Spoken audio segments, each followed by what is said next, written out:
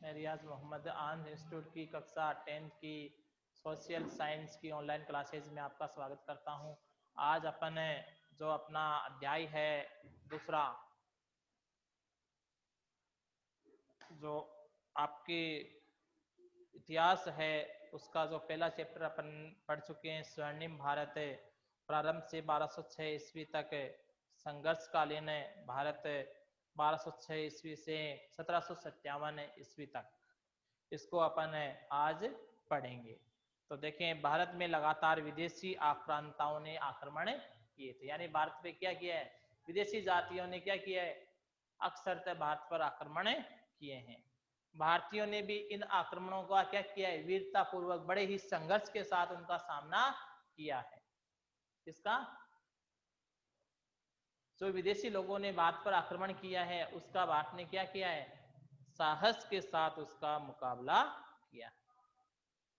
भारतीयों ने प्रारंभिक अरबी और मुस्लिम आक्रांताओं को पराजित कर, सबसे पहले अरबी लोगों ने भारत पर आक्रमण किया था, उसके बाद में अरबी और मुस्लिम जो विदेशी जातियां उन्होंने आक्रमण किया। उमर खलीफा के समय 636 ईस्वी में अरबों द्वारा पहली समुद्री आक्रमण ठाणे पर हुआ।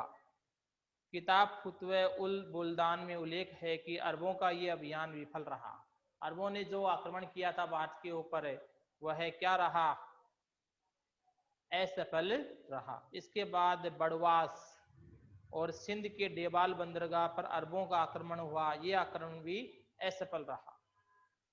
सतनामा में उल्लेख में मिलता है कि डेबाल के संघर्ष में अरब सेना नायक मुदाहिरा पराजित हुआ और मारा गया। 712 ईस्वी में मोहम्मद बिन कासिम व सिंध के राजा दाहिर के मध्य भयानक संघर्ष हुआ।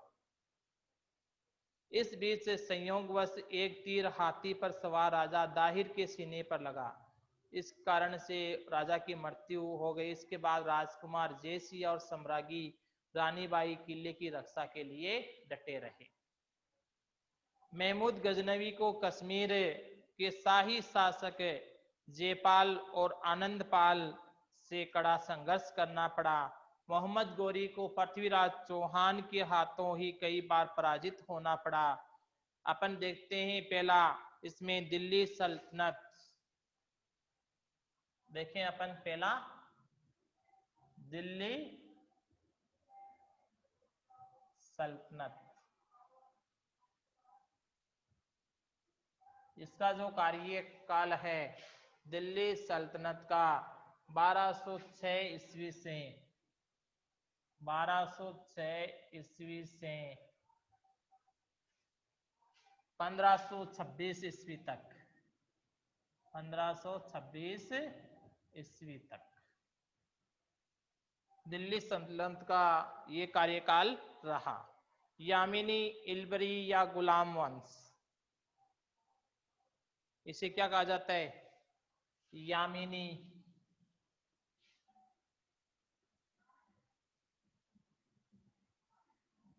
इलबरी, गुलाम वंश।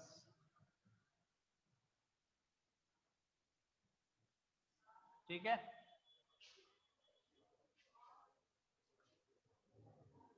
कुतुबुद्दीन ऐबक, कौन, कुतुबुद्दीन ऐबक,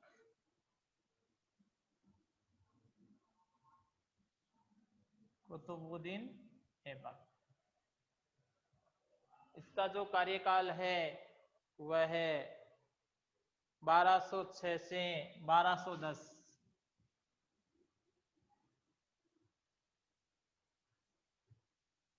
1206 से 1210 ईस्वी तक का राजारोहण 1206 ईस्वी में हुआ, किसका, कुतुबुद्दीन ऐबक का। इसे लाख बख्श भी कहा जाता है। इसे क्या कहा जाता है, कुतुबुद्दीन ऐबक को लाख बख्श,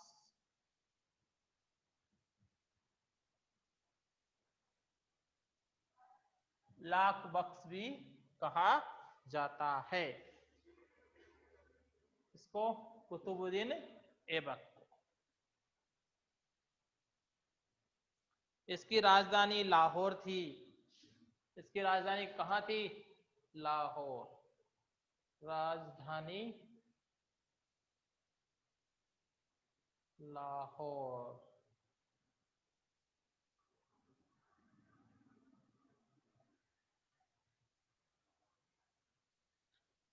इसके दरबार में हसन निजामी को संरक्षण मिला था। किसको संरक्षण मिला था? हसन निजामी को संरक्षण मिला था। कुतुब मीनार की पहली मंजिल ऐबक द्वारा बनाई गई। कुतुब मीनार है दिल्ली का, उसकी पहली मंजिल कुतुबुद्दीन ऐबक द्वारा बनाई गई। कुतुब मीनार का शेष भाग इल्तुतमिश ने पूरा किया।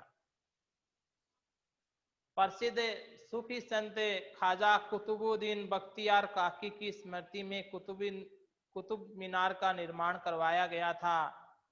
समकालीन इस्लामिक साहित्य में ऐसा उल्लेख है कि सन 1210 में चौगान पोलो खेलते हुए घोड़ों से गिर करके कुतुबुद्दीन ऐबक की मृत्यु हो गई। कुतुब मीनार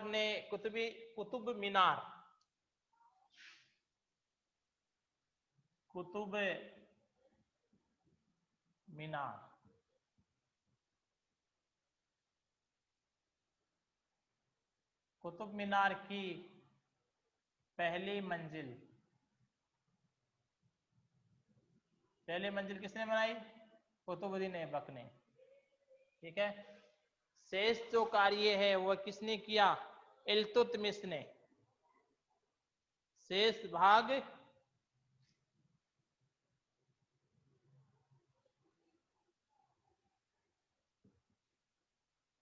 इल्तुतमिश और पोलो खेलने से मृत्यु। पोलो खेलते समय घोड़े से गिर गया। घोड़े से गिरने से मृत्यु किसकी? आपका जो कुतुबुद्दीन साहब है, कुतुबुद्दीन ऐबक की। ठीक है। ये तो आपने कुतुबुद्दीन ऐबक के बारे में पढ़ा है। क्या पढ़ा? कुतुबुद्दीन ऐबक जो 1206 से 1210 तक इसका जो शासन काल रहता है, इसे लाख बख्श भी कहा जाता है। इसकी राजधानी है वह लाहौर मानी जाती है। और हसन निजामी को इसके दरबार में संरक्षण मिला हुआ था। कुतुब मीनार जो दिल्ली के अंतर्गत लोहे की मीनार है, उसकी जो पहली मंजिल है उसका निर्माण कुतुबुद्दीन ऐबक ने करवाया। और जो शेष मंजिल है उसका कार्य इल्तुतमिश ने पूरा करवाया था। सूफी संत ख्वाजा कुतुबुद्दीन बख्तियार काकी की स्मृति में कुतुब मीनार का निर्माण करवाया गया। यानी कुतुब मीनार का निर्माण क्यों करवाया गया? किसकी याद में करवाया गया? तो ये ख्वाजा कुतुबुद्दीन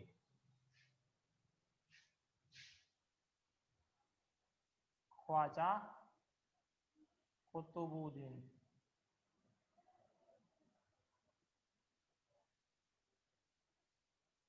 ख्वाजा कुतुबुद्दीन बख्तियार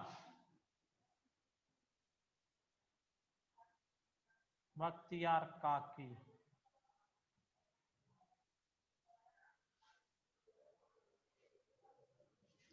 बख्तियार काकी की स्मृति में कुतुब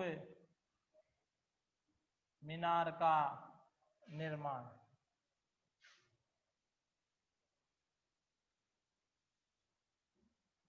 यह भी आपसे कई बार पूछ लिया जाता है कि वे कुतुब मीनार है उसका निर्माण किसकी याद में करवाया गया? तो ख्वाजा कुतुबुद्दीन बख्तियार काकी की स्मृति में कुतुब मीनार का निर्माण करवाया गया।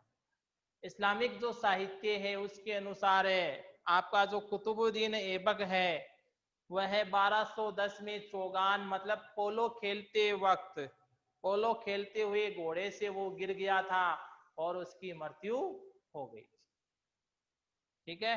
ये तो आप कुतुबुद्दीन ऐबक के बारे में। अब अपन पढ़ेंगे इल्तुतमिश के बारे में।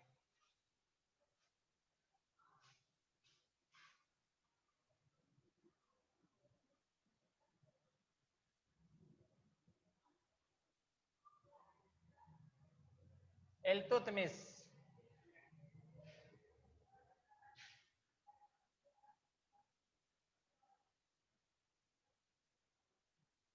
इल्तुतमिश, इसका जो कार्यकाल है वह है 1210 से 1236। 1210 से 1236।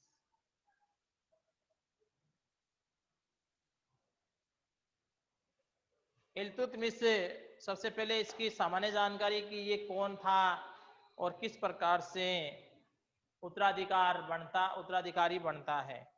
यह ऐबक का दामाद था। कुतुबुद्दीन ऐबक का ये क्या था? दामाद था और उसका उत्तराधिकारी। इसे तुर्क साम्राज्य का वास्तविक संगठनकर्ता भी माना जाता है। 1226 ईस्वी में इल्तुतमिश ने रणथंबोर जीता। 1226 में क्या जीता इल्तुतमिश ने? रणथंबोर। 1226 रणथंबोर विजय।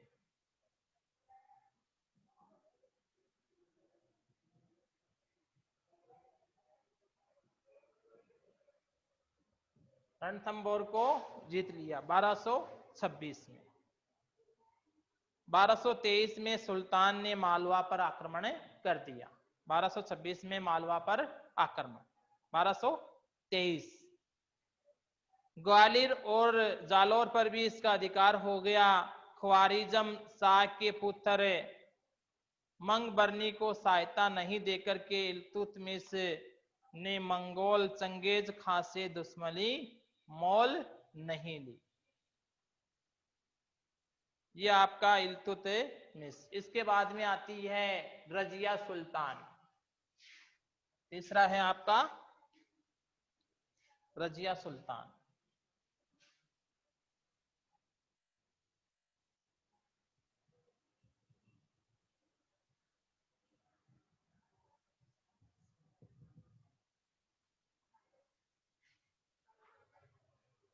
इसका कार्यकाल 1236 से 1240। 1236 से 1240। ये अपन किसके अंतर्गत पढ़ रहे हैं? दिल्ली सल्तनत। दिल्ली सल्तनत में इल्तुतमिश, पहले कुतुबुद्दीन, उसके बाद में इल्तुतमिश, और अब है आपकी रजिया सुल्तान। रुकनुद्दीन फिरोज शाह की हत्या के बाद इल्तुतमिश की पुत्री रजिया सुल्तान, रजिया क्या बनी थी? सुल्तान बनी थी। यानी रजिया सुल्तान किसकी बेटी थी? इल्तुतमिश की बेटी थी। और इल्तुतमिश कौन था? कुतुबुद्दीन ऐबक का दामाद या जवाई था। इल्तुतमिश ने रजिया को अपना उत्तराधिकारी चुना। परंपरावादी व कट्टरपंथी तुर्की अमीरों ने रजिया का विरोध किया। रजिया ने पर्दा त्याग दिया था। यानी उस समय समाज में क्या थी? महिलाओं के साथ पर्दा प्रथा की जो रीति रिवाज था वह व्याप्त था। तो उसने, रजिया सुल्तान ने क्या किया था? पर्दे को त्याग दिया था और पुरुषों के समान कुब्बा, जैसा पुरुष पहनते हैं कुब्बा जिसको कोट कहा जाता है, और कुला कहते हैं टोपी को, वो पहनने लगी। कोट और टोपी पहनने लगी। कौन पहनने लगी? रजिया सुल्तान। उसने मलिक जमालुद्दीन याकूत, अबिसिनिया निवासी का अमीर अकूर अश्वशाला का प्रधान नियुक्त किया, जिसे तुर्क अमीर नाराज हो गए। सरहिंद के शासक ने विरोध को शांत करने के अभियान में याकूत की हत्या कर दी गई। याकूत की क्या कर दी गई? हत्या कर दी गई। बाद में रजिया ने अल्तुनिया से विवाह कर लिया। किससे विवाह किया? अल्तुनिया। परंतु 1240 में उन दोनों को मार डाला गया। अल्तुनिया विवाह किससे किया? अल्तुनिया, अल्तुनिया से विवाह। बाद में इन दोनों को लोगों ने क्या कर दिया गया? मार दिया। कब मार दिया गया? 1240। 1240 में इन दोनों को अल्तुनिया और रजिया सुल्तान दोनों को अमीरों ने मार दिया, क्योंकि वो उसके विरुद्ध थे। 1240 से 1242 तक बैराम शाह, 1242 से 1246 तक मसूद शाह, 1246 से 1265 तक नासिरुद्दीन महमूद ने सत्ता संभाली। सभी अयोग्य साबित हुए। नासिरुद्दीन महमूद के पीछे वास्तविक बल गयासुद्दीन बलबन का था। नासिरुद्दीन महमूद था, उसके पीछे जो वास्तविक शक्ति थी वो गयासुद्दीन बलबन का था। अब अपन देखते हैं बलबन।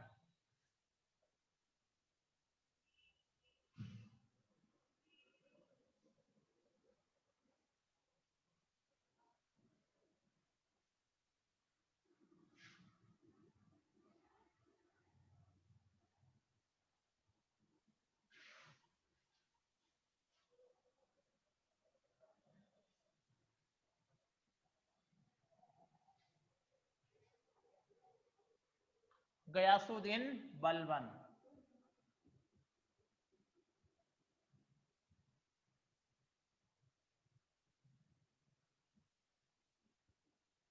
इसका जो कार्यकाल है वह है 1265 से 1296। 1265 से 1296 ईस्वी तक इसका कार्यकाल रहा, मतलब अच्छा शानदार कार्यकाल रहा इसका। उलुग खां, उलुग खां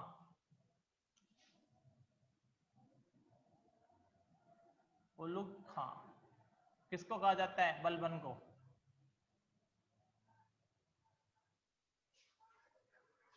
इल्तुतमिश के चहलगामी 40 नामक तुर्की दासों के प्रसिद्ध दल से संबंधित था। इल्तुतमिश का चहलगामी जो 40 तुर्की दास थे उसके प्रसिद्ध दल से ये संबंधित था। वह 1265 में गद्दी पर बैठा। कौन? गयासुद्दीन बलबन। मंगोलों का सामना करने के लिए एक सैन्य विभाग दीवाने आरिज को पुनर्गठित किया। यानी इसने मंगोलों का जो सामना करने के लिए एक विभाग, सैन्य विभाग को संगठित किया, जिसको दीवाने आरिज के नाम से जाना जाता है। उसने सिजदा और पाबोस, सिजदा सम्राट के सामने झुककर के पैरों को चूमने की प्रथा को दरबार में शुरू किया। सिजदा और पाबोस कि सम्राट के सामने झुक करके उसके पैरों को चूमना क्या कहलाता था? सिजदा और पाबोस। सिजदा का मतलब सर झुकाना और फिर हाथों से पैर को चूमना, वह कहलाता था आपका पाबोस। इस प्रथा को बलबन ने अपने दरबार में शुरू किया। बलबन दिल्ली सल्तनत के प्रशासनिक ढांचे के निर्माताओं में प्रमुख था। यानी दिल्ली सल्तनत का जो प्रशासनिक जो ढांचा था उसका निर्माता बलबन को कहा जाता था। उसने शत्रुओं के प्रति लौ और रक्त की नीति अपनाई। दुश्मन है, आप अक्सर तो आपसे ये क्वेश्चन यहां से बनता है आपका कि लौ और रक्त की नीति दुश्मनों के लिए किसने अपनाई? शत्रुओं के लिए। शत्रुओं के लिए लौ और रक्त, लौ और रक्त की नीति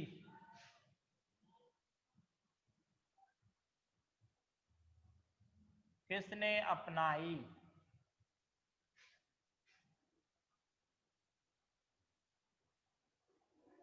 उत्तर हो जाएगा यहाँ पे बलबन। कि अपने दुश्मनों से निपटने के लिए लो, लो का मतलब किससे? हथियारों से, और रक्त का मतलब खून, कि हथियारों के द्वारा अपने दुश्मनों को क्या कर देना? मार देना।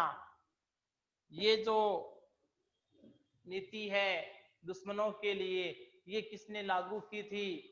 लौ और रक्त नीति का निर्माता बलबन को कहा जाता है। अब इसमें इस लौ और रक्त नीति में होता क्या था कि पुरुषों को तो क्या कर दिया जाता था, मार दिया जाता था, पुरुषों को मारना, पुरुषों को मारना, मार देना,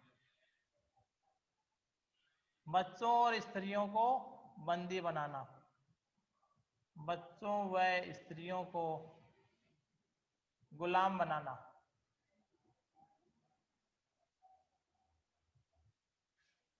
ये इनकी नीति थी। किसकी? बलबन की। 1286 ईस्वी में बलबन की मृत्यु के बाद 1286 में आपका जो ये बलबन है वह क्या हो जाता है? 1286 मृत्यु किसकी? बलबन। 1286 में 1286 में आपके बलबन की मृत्यु हो जाती है। उसके बाद अमीरों के दलीय संघर्ष ने खूनी रूप ले लिया। क्यूमर्स का वध कर 1290 में जलालुद्दीन खिलजी ने स्वयं को सुल्तान घोषित कर दिया। बलबन का राजत्व सिद्धांत प्रसिद्ध रहा है। बलबन का कौन सा सिद्धांत? राजत्व, राजत्व सिद्धांत।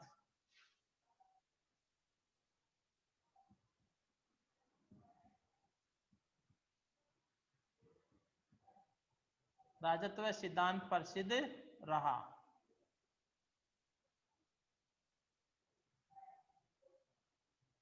किसका? बलबन का। राजत्व सिद्धांत प्रसिद्ध रहा। किसका? बलबन का।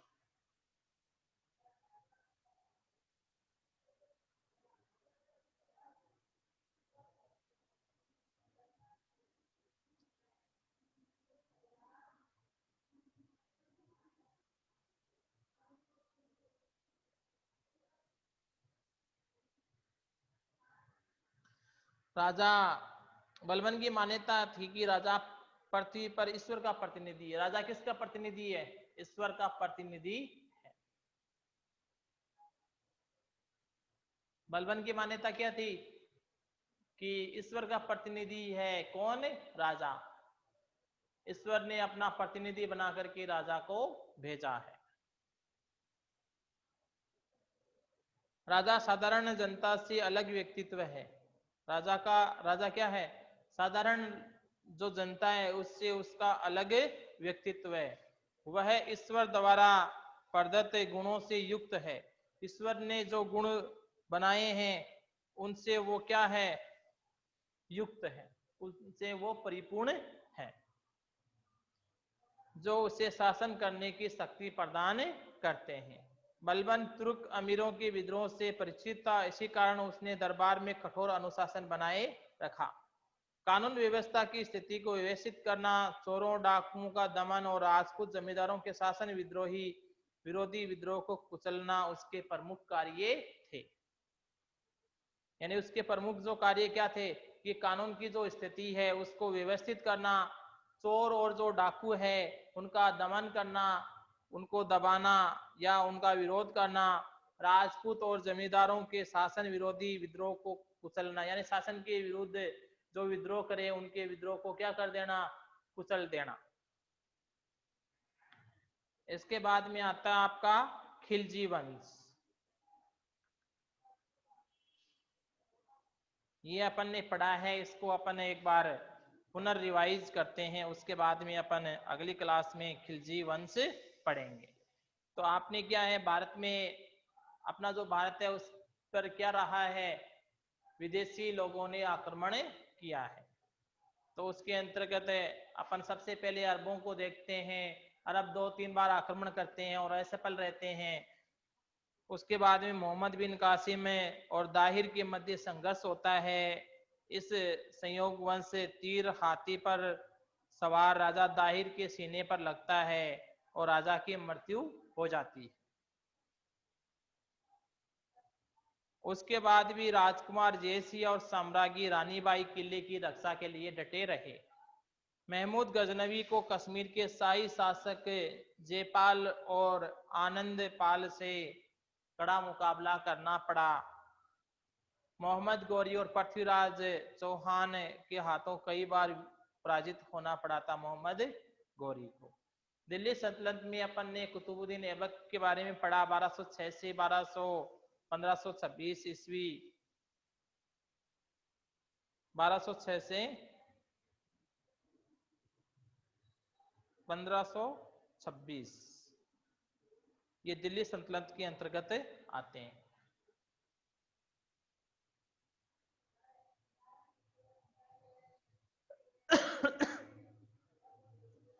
तो कुतुबुद्दीन ऐबक है, इसका जो वंश है इसको यामिनी, इल्बरी और गुलाम वंश के नाम से जाना जाता है। 1206 से 1210, 1206 में इसका राजारोहण होता है। लाख बख्श से कहा जाता है, इसकी राजधानी है वो लाहौर को बनाई गई थी। इसके दरबार में हसन निजामी को संरक्षण मिला हुआ था। कुतुबुद्दीन ऐबक ने कुतुब मीनार की जो पहली मंजिल है उसका निर्माण करवाया था और शेष भाग है उसको उसके दामाद इल्तुतमिश ने पूरा करवाया था। और कुतुब मीनार बनाने का जो मुख्य जो मकसद है वह है सूफी संत ख्वाजा कुतुबुद्दीन बख्तियार काकी की स्मृति में की याद में कुतुब मीनार का निर्माण करवाया गया। इस्लामिक जो साहित्य है उसके अनुसार चौगान या पोलो खेलते वक्त घोड़े से गिरने से कुतुबुद्दीन ऐबक की क्या हो जाती है, मृत्यु हो जाती है। इसके बाद में आता है इल्तुतमिश। इल्तुतमिश कौन था? इल्तुतमिश कुतुबुद्दीन ऐबक का दामाद और उसका उत्तराधिकारी था और इसे वास्तविक संगठनकर्ता माना जाता है। इसने सबसे पहले 1226 में रणथंबोर पर विजय प्राप्त की थी। 1223 में मालवा पर आक्रमण किया। उसके बाद में मालवा पर आक्रमण कर बिल्ला के दुर्ग को भी जीता। ग्वालियर और जालौर पर भी इसका अधिकार हो गया। ख्वारिज के पुत्र मंगरबनी की सहायता न देकर के इल्तुतमिश ने चंगेज खां से दुश्मनी मोल नहीं ली। इसके बाद में आती है आपकी रजिया सुल्तान। इल्तुतमिश की पुत्री का नाम है रजिया सुल्तान, जिसका कार्यकाल रुकनुद्दीन फिरोज शाह की हत्या के बाद।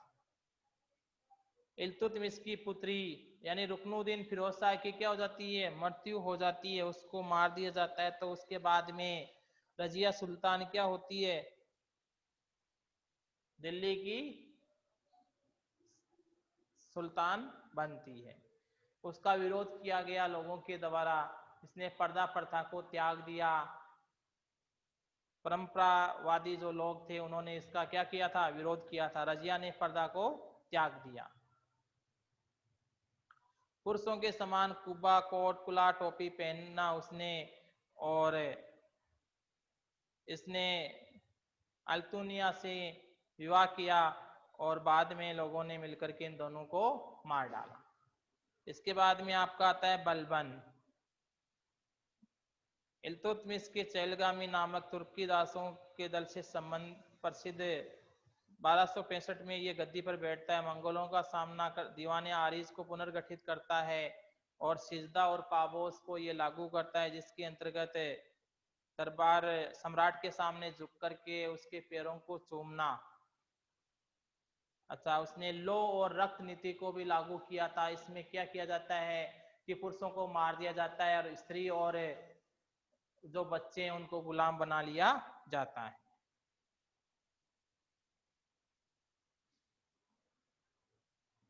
अच्छा, इसके बाद बलबन ने क्या किया था, अपना जो कानून व्यवस्था है उसको व्यवस्थित रखा, चोरों डाकुओं का दमन किया, राजपूत जमींदारों के शासन विरोधी विद्रोह को कुचलना इसके प्रमुख कार्य थे।